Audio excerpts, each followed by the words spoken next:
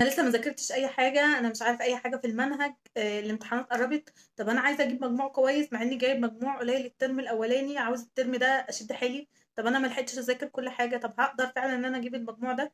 طب ازاي ان انا اذاكر كل حاجه في الفتره القليله دي وفي نفس الوقت ادخل الامتحانات واكون عارف كل حاجه في الامتحانات والاسئله ماشيه معايا تمام؟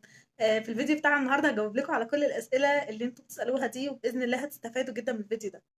عاملين ايه؟ يا رب تكونوا بخير. الفيديو بتاعنا بتاع النهارده للصف الثالث الاعدادي. لو احنا الترم الاول جايبين مجموع زي ما بنقول كده ما كانش عاجبنا، كان قليل، ازاي ان احنا الترم الثاني نجيب مجموع اعلى؟ ازاي احنا اللي احنا لغايه دلوقتي ما ذاكرناش حاجه، ازاي ان احنا نقدر نلم المنهج وفي وقت قليل؟ يعني الميزه ان احنا نذاكر الحاجات ازاي في الوقت القليل ده، بس في نفس الوقت نكون ذاكرنا الحاجات كلها، ما سيبناش حاجه، نكون متاكدين ان احنا لما ندخل الامتحان باذن الله هنلاقي كل الأسئلة عارفينها بإذن الله، ونجيب المجموع اللي احنا عايزين ندخل بيه سواء ثانوية عامة أو عايزين ندخل تمريض أو أيا كان القسم اللي احنا عاوزين ندخله بعد تالتة إعدادي. فما تنسوش لو عجبكم الفيديو ده نعمل لايك للفيديو، اشتراك في القناة، وشير لكل أصحابنا، واكتبوا لي انتوا عاوزين فيديوهات عن ايه ابدا اعملها، لان الامتحانات خلاص قربت باذن الله.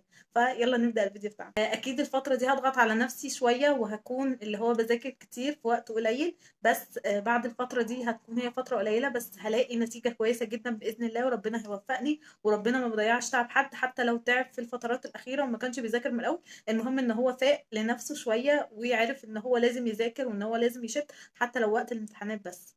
تعالوا بقى كده اقول لكم على الخطوات اللي احنا هنعملها وخطوه خطوه، وهننفذ الكلام ده ازاي وهنعمل ايه.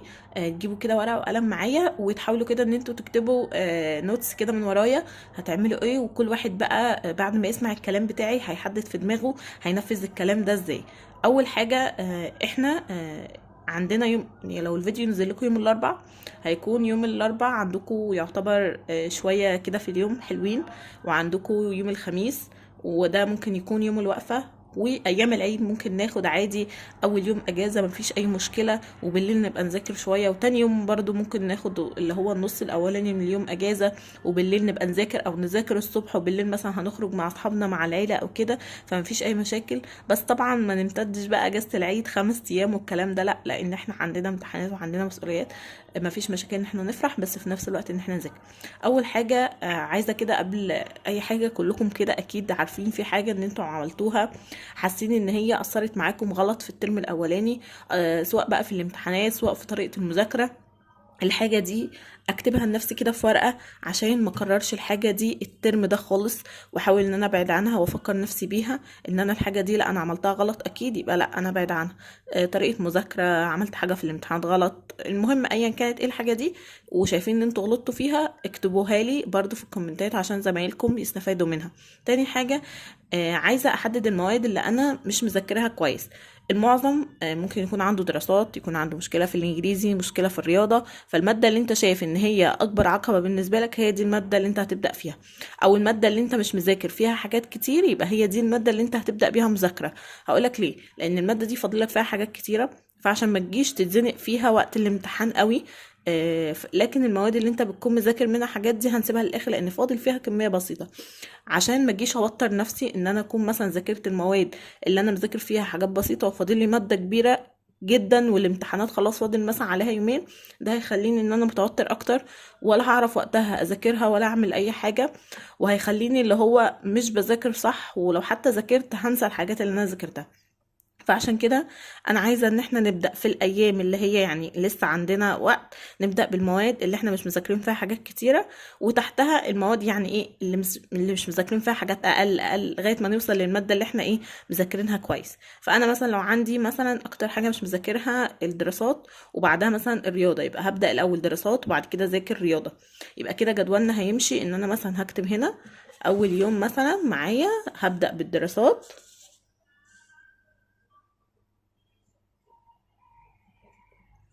وبعد كده مثلا الرياضة، ايا كان بقى. انا خلاص بقى حددت المواد بتاعتي وعرفت انا هبدأ بايه. ابدأ اول مادة اخدها المادة اللي انا مش مذاكرها قوي دي دي يومين جد، يعني اللي هو يومين انا قاعد على المادة دي، مش هينفع ان انا ادخل في اي حاجة تاني غير لما اخلصها. انا ما بحبش موضوع ان انا اخد من كل مادة مثلا جزء جزء جزء، وافضل في الاخر اللي هو انا مش محدد، انا ما خلصتش مواد، ما خلصتش مادة على بعضها، بحيث ان انا اكون ايه، لا ده انا المادة دي لو دخلت الامتحان بتاعها خلاص انا هقفلها. فانا مش عايزة ان انا بمعنى صح انتش من كل حاجة كده ايه جزء، لا، انا عايزة المادة على بعضها كاملة متكاملة اكون خلصتها، وبعد كده ادخل في اللي بعدها. فانا لو بدأت في الدراسات يبقى انا هخلص الدراسات كلها بإذن الله. فعشان كده اول مادة انا مش مذاكر فيها هاخد لها زي ما قلت يومين كده جد. هذاكر بقى المادة دي ازاي؟ اول حاجة هبدأ كده بص على المنهج كامل فيها.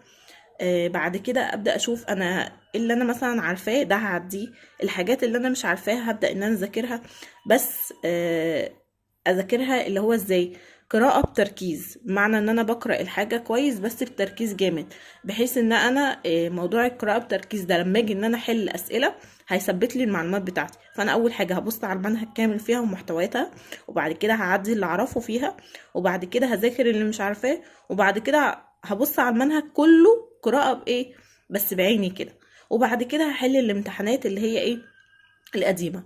طب انا لو الموضوع ده صعب بالنسبة لي ومعايا ملزمة مراجعة، لما المنهج بتاع الدراسات كله، وانا متأكدة ان هي لما المنهج كله ايا كانت المادة ايه، دراسات بقى، رياضة، انجليزي، علوم، ايا كانت، ينفع ان انا اذاكر منها، ينفع. بس انا لو متأكدة فعلا ان ملزمة المراجعة دي لما الدنيا، بس طبعا مش هكتفي بخطوة ملزمة المراجعة بس، لا، بعد خطوة ملزمة المراجعة دي انا لازم احل برضو امتحانات.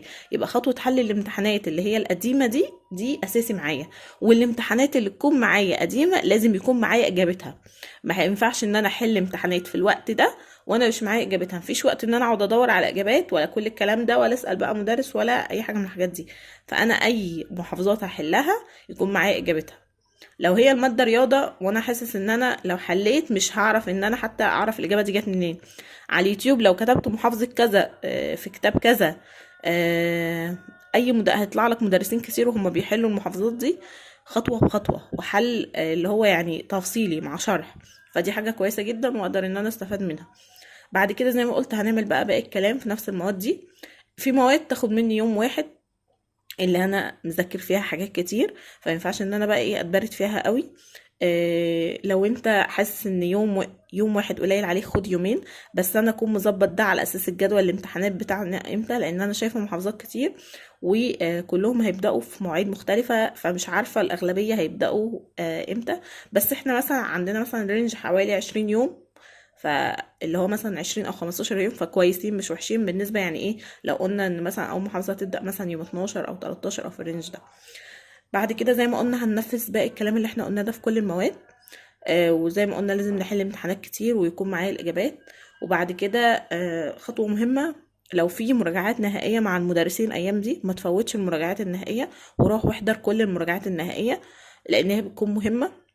الحاجة اللي بيلمها لك المدرس في الحصة أو في الدرس، سواء كنتوا بتحلوا أو سواء كنتوا بتعملوا يعني مثلا مراجعة على جزء معين، الكم ده أنت مش هتقدر لوحدك في البيت إن أنت تلمه. عقبال ما تلمه هتاخد وقت أكتر من المدرس هيقعد فيه، لأن ده مدرس أكيد فاهم، وأكيد دي مش أول مرة يشرح فيها، فهيلم لك الحاجة بطريقة كويسة جدا. كمان زي ما قلنا إن أنا ملزمة المراجعة، لو انا معايا ملزمة مراجعة وشايف انها كويسة اقدر ان أنا اعتمد عليها، بس يكون مع حل امتحانات كتير. بعد كده وانا بحل الامتحانات او ان انا بلم كل مادة من المواد دي، هيكون معايا كده زي ورقتين كده مدبسين للمادة دي، كاتبة عليهم مثلا ان دي ورقة مثلا الانجليزي. الورقة دي او الورقتين دول اول ما حاجة وانا بذاكر مثلا الانجليزي وقفت معايا هكتبها. سؤال معرفتش اجابته هكتبه هو واجابته، لان ليله الامتحان باذن الله الورقه دي هي دي اللي انت هتراجع منها الماده، لان دي الحاجات اللي انت غلطت فيها، لان دي الحاجات اللي انت بتتلخبط فيها. فهتكتبها لكل ماده كده، هتعمل ورقتين او كراسه كده صغننه لكل ماده كده، حاجاتها اللي انا كنت بتلخبط فيها، حاجاتها اللي انا كنتش عارفه احفظها. الموضوع ده هينفع معاك ليله الامتحان قوي، بحيث ان انت تكون محدد دنيتك من قبلها، ايه الحاجات اللي انا هراجعها، ايه الحاجات اللي انا مش كويس فيها، فدي هتكون نقطه كويسه. وكمان موضوع ان انا بكتب السؤال باجابته ده بايديا بيخليني كده اللي هو السؤال ده بيتحفر في الذاكره بمعنى اصح، اللي هو انا حتى لو جالي في الامتحان بفتكره هو ده السؤال اللي انا كنت كاتباه في الورقه كذا بايديا، وهحاول ان انا افتكره وهفتكره فعلا باذن الله. بعد كده زي ما قلنا نقدر ان احنا نذاكر وفي نفس الوقت ننبسط بالعيد وكل حاجه، بس ما نخليش اجازتنا تطول بحيث ان احنا نكون عارفين مسؤولياتنا ايه. احنا عندنا يعتبر هيكون في بعد العيد كام يوم برضو كده في شهر 4، عايزين كده على يوم 6/5 نكون خلصنا الحوارات ده، ونكون قفلنا المواد بتاعتنا، او 7/5 ونكون حلينا امتحانات، لان بعد كده هنبدأ بقى نشوف جدولنا بيبتدي من يوم ايه، ونذاكر المواد او نراجع المواد على حسب الكلام ده. بس كده ده كل الكلام اللي انا كنت عايزه اقوله لكم. عايزه بقى منكم كل واحد يقول لي امتحاناته يوم كام، هتبداوا يوم كام وهتخلصوا يوم كام، وهتبتدوا بعربي ودين ولا ماده مختلفه. وكمان نقطه حاجه تانية، لو انتوا في مواد ايه اكتر ماده واقعين فيها تحبوا مثلا ان احنا نعمل لها فيديو مخصوص لوحدها. ولو عايزين فيديو عن حاجة معينة اكتبولي برضو، لان بإذن الله الفترة الجاية بقى من هنا لغاية الامتحانات هنبدأ ان احنا ننزل فيديوهات كتير ونصايح كتير، ولو حد عنده اي سؤال في اي حاجة يبدأ يتفضل. الحاجة اللي انا قلتها دي مش حاجة يعني مش حاجة صعبة ولا حاجة اللي هو لا مش عاملة فيديو عبقري ولا حاجة. انا عارفة ان كلكم عارفين الكلام ده كويس، بس في وقت الامتحانات بيكون عايزين حد كده اللي هو سبورت كده، اللي هو يقول لكم تبتدوا منين. بتكونوا مشتتين شويه، مع ان انتوا لو في حالتكم يعني العاديه وما فيش امتحانات ما فيش ضغط ما فيش توتر هتبقوا عارفين الكلام ده، ويعني واكتر كمان، وهتبقوا احسن مني. بس كده ده كان الفيديو بتاع النهارده. ما تنسوش بقى لو عجبنا الفيديو نعمل لايك للفيديو، اشتراك في القناه بالزر الاحمر، وشير لكل اصحابك. يلا بقى اشوفكم في فيديو جديد.